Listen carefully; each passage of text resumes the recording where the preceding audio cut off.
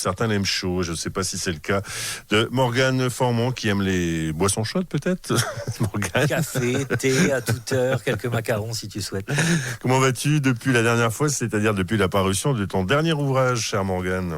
Très très bien, merci. Et puis effectivement, ça fait pas si longtemps que ça qu'on s'est vu. Je me suis rendu compte que je faisais un petit bébé tous les 8 ou 9 mois parce que ça fait la 3e parution en 1 an et demi. Donc voilà, ça suit son cours. Tu me parlais en off tout à l'heure de parentalité. Certainement qu'il y a un rapport à l'enfantement, en tout cas dans le fait de mettre au monde certaines paroles, certains propos et puis une manière de vivre aussi à partager. Ouais. Exactement, on rappelle pour celles et ceux qui ne te connaîtraient pas que tu es, moi je t'appelle un peu le barde de Plouézac, mais il y a un petit côté comme ça.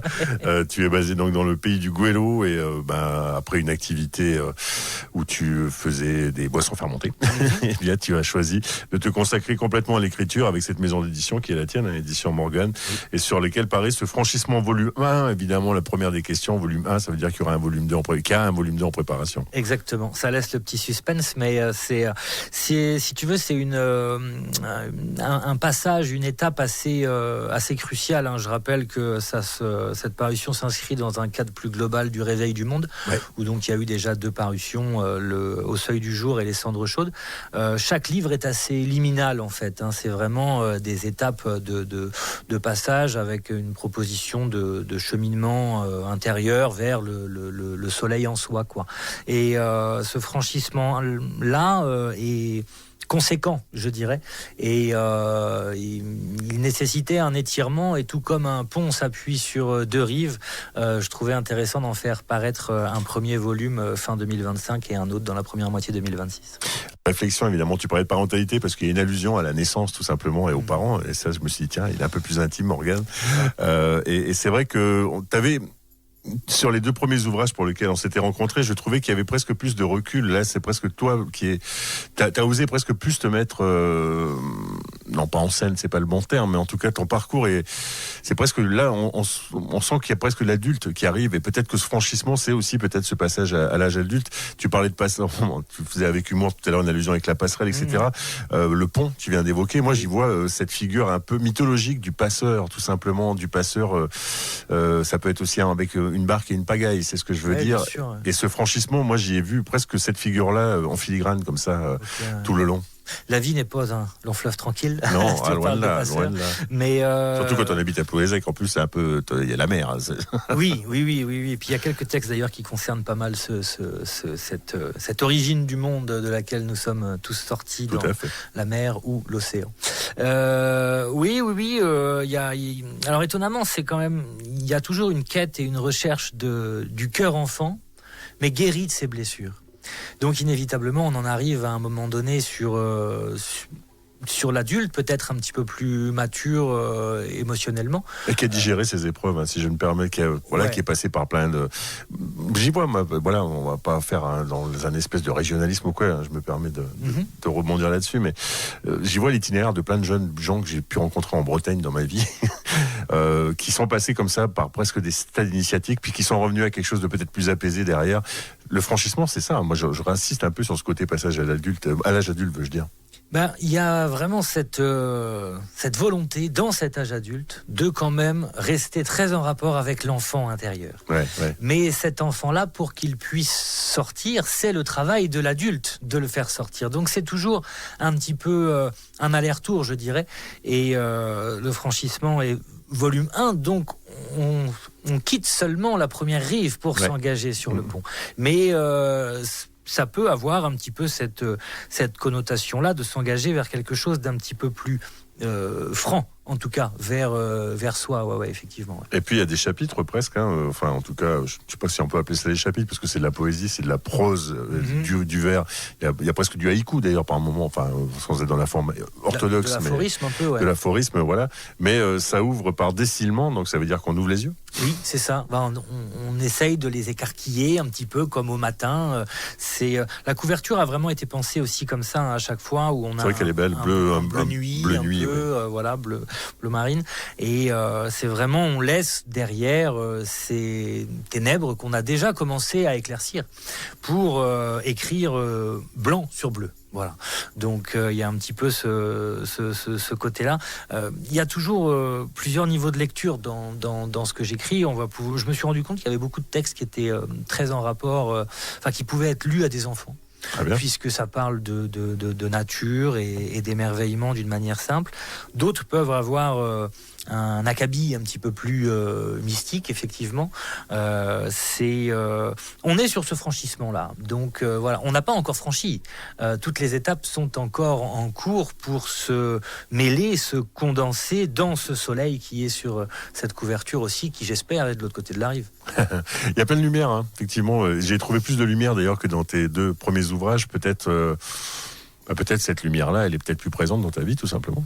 Inévitablement, c'est effectivement de toute façon un parcours assez personnel que je porte au monde parce que il peut y avoir aussi certains retentissements dans d'autres parcours. La poésie, ça sert à raisonner en soi.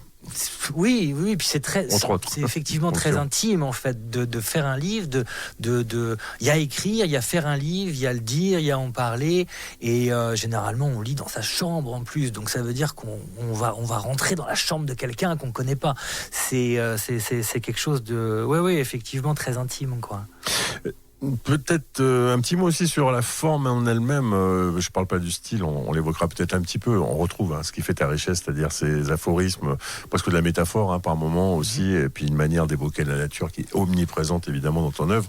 Mais je parlais tout à l'heure de forme presque brève. Il y a aussi certains textes qui font 2 pages, où il y a besoin d'expliquer peut-être un peu, c'est pas expliquer le long terme, mais de rentrer peut-être plus dans un sujet. Il y a quelque chose d'un petit peu déroulé. Il y a un texte essentiellement qui fait 3 pages, qui a été, je me souviens pertinemment de l'écriture de ce texte-là. La moitié s'est fait au dictaphone et c'était entre 2 coups de tronçonneuse et il y avait vraiment une ferveur dans comment la lumière éclairait la nature ce jour-là. Tu me parlais de lumière tout à l'heure. C'est effectivement moi ce qui m'anime en fait au quotidien, quoi. Il y a ce bout de texte à un moment donné dans le livre. Chaque nuage est une invitation au soleil intérieur. Mais je trouve que si on est très attentif à ce qui se passe en ce moment à l'extérieur, il fait quand même beau très régulièrement. Et la nature de la lumière a changé, je trouve, ces derniers temps. On a quelque chose d'extrêmement puissant. Et pour faire un petit couple sur le côté un petit peu politique, plus il y a de lumière, plus ça pousse les ombres à sortir. Et c'est aussi pour ça que je trouve qu'on vit une période de chaos extrêmement intense. Oui, c'est vrai qu'on n'avait pas connu ça depuis c'est très longtemps. Ouais. Depuis les années 30. Au moins, ouais. Peut-être, ouais. Mais ce sont des formes de cataclysme intérieur et avec des résonances extérieures aussi, et ça pousse toutes les scories à sortir en fait, et moi c'est mon analyse un peu de la chose. Et pourtant tu parles de l'enfance qui est peut-être un rempart aussi contre la barbarie. C'est une forme de refuge. Après, l'enfant intérieur que je connais chez moi aujourd'hui, je ne le connaissais pas quand j'étais enfant. C'est parce que l'enfant est quand même très en rapport avec ce côté primordial de l'âme, en fait, je dirais. C'est vraiment le tout petit enfant, celui qui va s'émerveiller d'un rien. Moi, je suis à la quête de ça d'une manière quotidienne. Ça va être le grain d'un rayon de soleil, comment il va éclairer une flaque d'eau, un feuillage. C'est essayer d'être très attentif à ça. Et c'est le surgissement d'un écureuil. L'autre fois, ça m'a fait 2 heures. On en voit rarement. C'est parce que tu habites dans un endroit qui est un peu une forêt magique, faut le dire. Enfin, il y a un petit côté comme ça. J'ai trouvé nécessaire pour s'enraciner dans le monde et essayer d'avoir de la joie, d'avoir cet environnement-là extrêmement naturel, quoi. Exactement. On se fera évidemment une petite pause musicale avant d'évoquer de poursuivre, cette conversation, mais j'aime bien quand même ce chapitre 3, j'appelle chapitre, avec ton autorisation, Morgane, ça s'appelle l'inépuisable, et ça ça explore, ça exprime surtout tout ce qu'on vient de dire, je trouve. C'est-à-dire que c'est inépuisable, tout ça, la nature, elle est inépuisable, le détail, il est inépuisable, le rayon de soleil dans la flaque d'eau, il est inépuisable. C'est en perpétuel renouvellement, et ça nous invite aussi à essayer de nous ressourcer d'une manière quotidienne avec ça. Je vais de plus en plus en bord de mer, et il y a un zoom qui se fait avec l'œil un petit peu, très en rapport justement avec cet enfant qui pouvait peut-être voir dans une toute petite dune une montagne quand il jouait avec des Playmobil ou des Lego.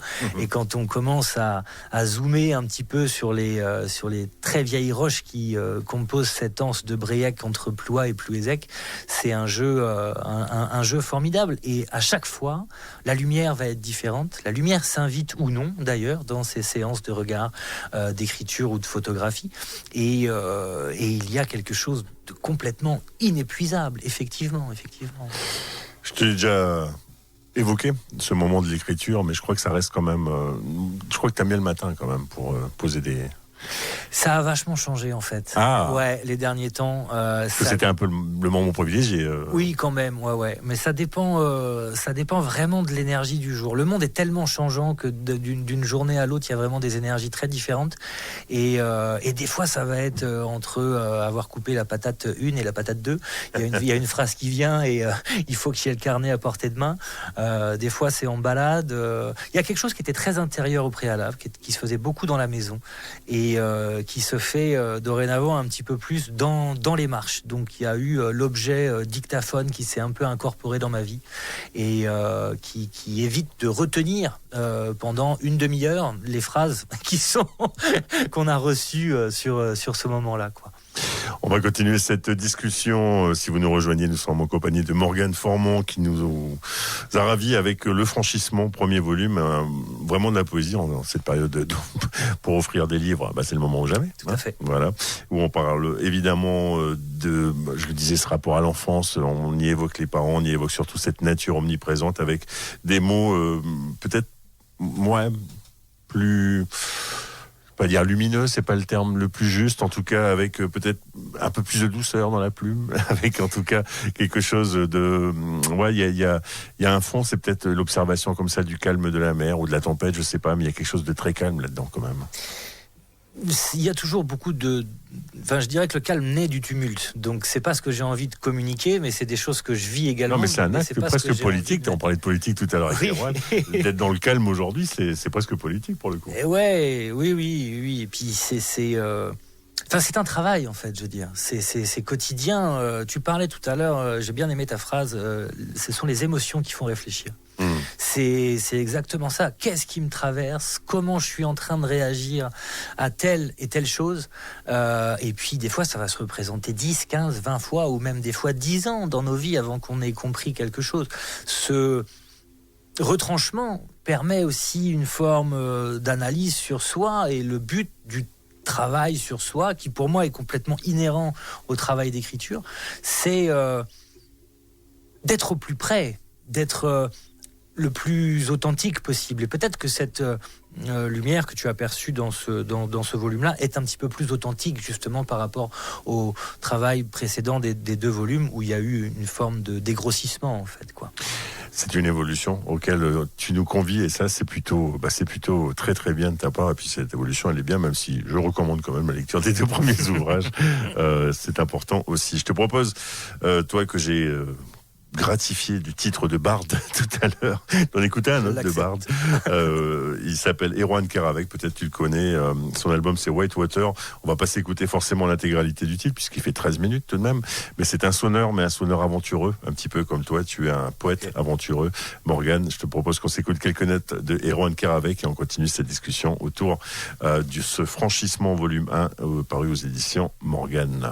Oui, c'est particulier, je vous le concède, mais c'est vraiment très très fort, en tout cas en termes d'émotion. La musique, c'est Erwan Keravec. Et Erwan Keravec, peut-être vous l'aviez-vous aperçu du côté de la passerelle à l'occasion de sa reprise du Inci de Terry Riley. Quant à nous ce soir, c'est une œuvre peut-être plus facile d'accès que Erwan Keravec que nous évoquons. C'est Le Franchissement, signé Morgane Formand, même si moi je vous invite quand même à l'écouter, cet album d'Erwan Keravec. Il est est absolument étonnant. La musique drone, je suppose que c'est pas le plus simple pour composer des poèmes, Morgane. Le chant des oiseaux m'aide beaucoup plus. Mais je pense que ce qu'on vient d'entendre en est très inspiré. Ah bah, je pense aussi. Et puis c'est surtout un magnifique joueur, un sonneur de première catégorie que Monsieur Erwan Keravec. On revient donc à ce franchissement. Tiens, je tombe sur une page où ça parle d'arômes, ça parle de fleurs, ça parle d'ouverture comme ça. C'est vraiment une poésie du détail aussi quand même que tu pratiques, Morgane, c'est-à-dire c'est presque invisible que tu nous rends visible. Super, je l'aurais pas dit mieux, mais il y a une manière de percer effectivement les choses. En langage des oiseaux d'ailleurs, ceux avec quoi je joue beaucoup, mais des fois c'est eux qui jouent avec moi, je pense. Il y a ce côté persévérer, c'est percer et vous verrez. Donc il y a cette manière effectivement de... C'est une attention et c'est beaucoup d'observation. C'est une disposition qu'on prend à un moment donné, que j'essaye de mettre dans chaque chose en fait dorénavant. Mais dès que c'est le printemps, de toute façon, dès qu'il y a des fleurs, moi je suis complètement en extase et c'est là où je trouve ça intéressant malgré une période un peu sombre, je dirais, qu'on peut vivre aujourd'hui. Comme je disais tout à l'heure, je trouve qu'il y a un éclat, une nature de la lumière qui est changeante. Et il y a des fleurs. On est au mois de décembre et il y a des fleurs. Les derniers papillons que j'ai vus étaient mi-novembre. Mais camélias, les rhododendrons sont en fleurs. Il y en a même dans les fossés. La nature a toujours quelque chose à nous dire, en fait. Elle est très résiliente, beaucoup plus que nous. Oui. Mais on en fait un peu partie, mais on a du mal à l'oublier. On l'oublie, quoi. C'est ce que je veux dire. Elle nous précède, finalement. Elle nous a accueillis. C'est cette lumière dont on parle, c'est aussi le fait de porter allégeance à la terre qui nous porte, en fait, de réussir à mettre des choses en place pour la préserver. Et on est locataire, en fait, de ça. On est de passage et on lui doit absolument le plus grand respect. Et quand je vois ces fleurs actuellement en breton, le mois de novembre, c'est Misdou, c'est le mois noir, et le mois de décembre, c'est le mois très noir. Donc, dans cette période sombre, il y a déjà des fleurs et il y a déjà des choses qui éclosent, en fait. Donc en pleine période de mort, la vie est déjà là et je trouve que c'est un message d'espoir formidable, en fait, que nous envoie la nature actuellement. Il y a une page que j'ai sous les yeux que je trouve vraiment, enfin c'est en deux mots parce que c'est finalement comment dirais-je, c'est la brièveté, c'est la concision qui est le plus compliqué. Le problème, c'est l'amour. La solution, c'est l'amour. Oui, le livre ne pourrait tenir que dans cette phrase-là. Il avait fallu un texte de 3 pages nécessaire pour expliquer ça sur le premier volume. Et en fait, c'est aussi simple comme ça. Mais oui, c'est toujours ça, puisque ce qui nous pose problème dans la vie, c'est notre manière d'aimer ou de ne pas aimer. Donc, mais la solution, c'est aussi l'amour. Donc c'est bien là où c'est compliqué, où les choses se confrontent un peu. Le cœur, d'ailleurs, si on décompose le terme, cœur, que de heurts, c'est là où les choses viennent un petit peu s'entrechoquer, où il faut réussir à trouver une fluidité et cette paix dont on parlait tout à l'heure, qui n'est pas la tranquillité d'ailleurs. Ouais. La tranquillité peut être un premier abord, mais la paix est beaucoup plus compliquée à trouver. Ça se construit.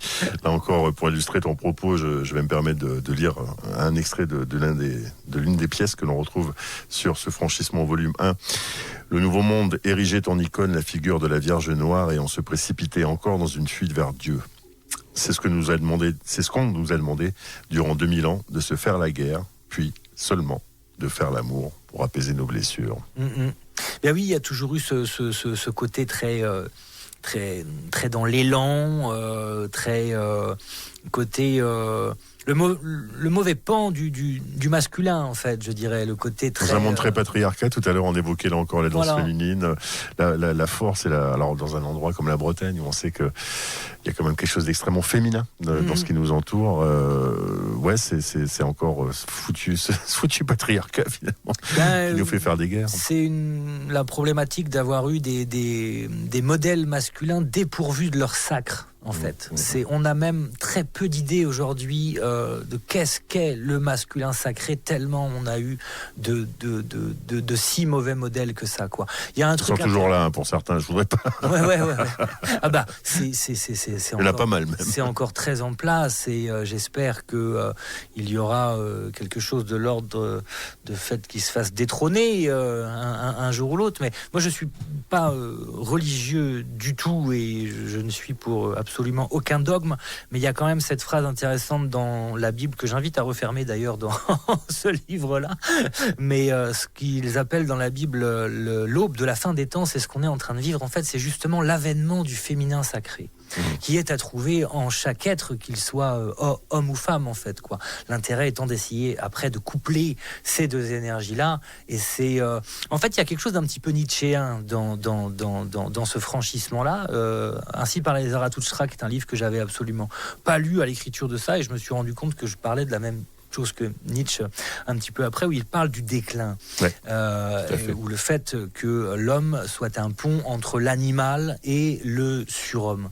C'est un petit peu ce qui nous est invité aujourd'hui à trouver, en fait, je trouve. Depuis notre animalité primaire, qui peut être justement cette extase aussi, hein, dans une nature très, très sauvage, jusqu'à l'homme et la femme un petit peu perdus dans son but, et puis le fait de s'élever vers une nature supérieur à soi-même. Bobin disait un peu ça, il dit: qu'est-ce que vous cherchez au quotidien? Il dit: je cherche quelque chose qui est un petit peu plus grand que moi. Et ben voilà, je cherche quelque chose qui est un peu plus grand que moi, et merci Morgane Formand d'avoir été avec nous. Je vous rappelle que le livre, c'est Le Franchissement, volume 1, c'est paru aux éditions Morgane, tout simplement, et c'est un livre qu'on vous recommande. Vous avez quelques séances de dédicaces, hein, qui seront programmées, notamment à la FNAC de Saint-Brieuc, notamment aussi à la librairie Le Marque-Page du côté de Quintin, et puis je vous invite à suivre l'actualité de Morgane Formand, qui était donc notre invité exceptionnel d'hier soir, et qu'on a pu écouter ce matin sur le DAB+, plus aussi, et sur évidemment la FM, en tout cas sur Radioactive, ça c'est sûr et certain.